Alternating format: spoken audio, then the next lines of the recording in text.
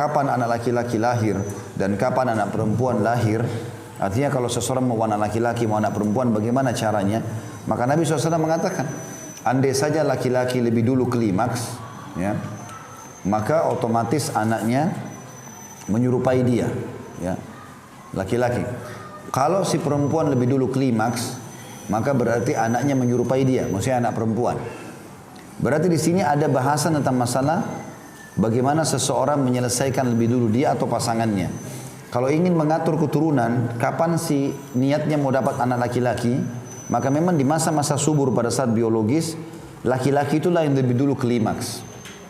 Bagaimana caranya supaya si laki-laki memang dia di sini masalah ejakulasi ini malah memang mestinya penting dalam masalah itu.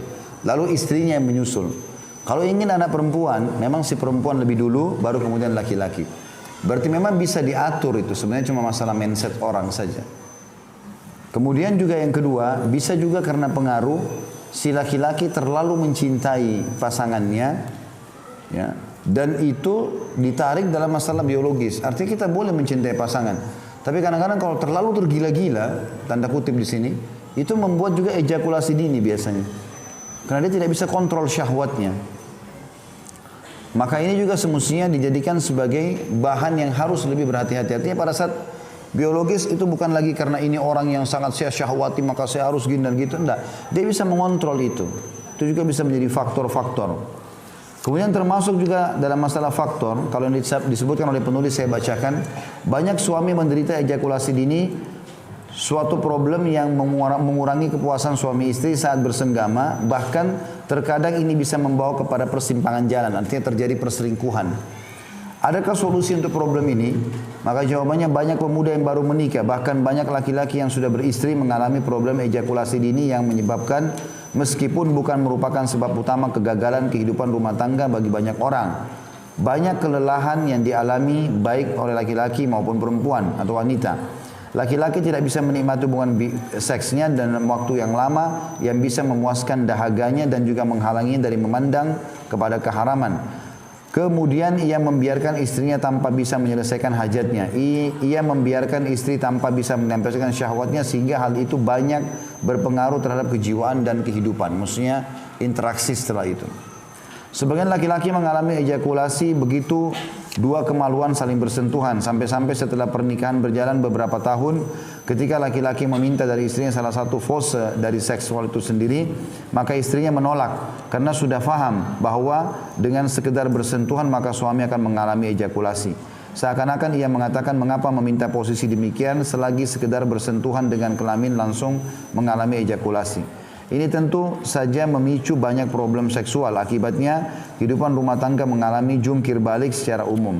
Boleh jadi ini akibat penyakit atau kejiwaan. Berarti yang difokus oleh penulis adalah masalah penyakit dan kejiwaan.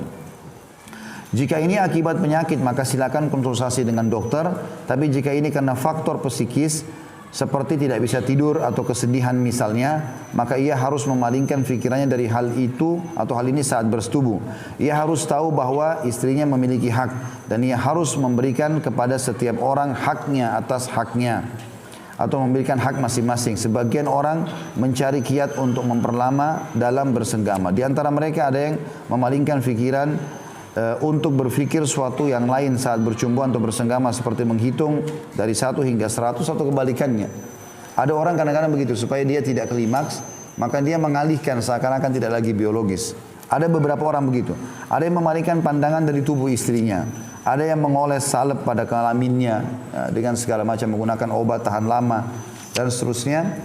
Ada yang membiarkan istrinya mencumbui dan memainkan seterusnya, ya. Maksudnya adalah berhubungan biologis. Ada laki-laki juga saat merasa hampir ejakulasi, ya, maka ia berhenti sejenak. Sekian banyak cara-cara yang banyak orang lakukan. Tetapi yang paling penting kalau kita simpulkan di halaman 245 adalah bagaimana seseorang mengontrol mindset dia, pikiran dia. Dia bisa dengan mengontrol itu, dia bisa klimaks kapan dia inginkan. Dan itu bisa kalau orang melatih secara kejiwaan. Jadi kapan dia menginginkan, kayak tadi misalnya anak laki-laki maka dia lebih dulu klimaks. Kalau kapan dia ingin anak perempuan, dia membiarkan istrinya. Dia bisa mengontrol itu. Karena itu semua berpikir, kalau masalah psikis ya, masalah kejiwaan saja, pikiran saja. Kecuali dia punya penyakit, itu lain. Ya, penyakit ini banyak sekali contohnya dokter lebih tahu. Tapi kalau cuma masalah kejiwaan, dia hanya bisa mengontrol, dia hanya perlu mengontrol pikiran dia saja.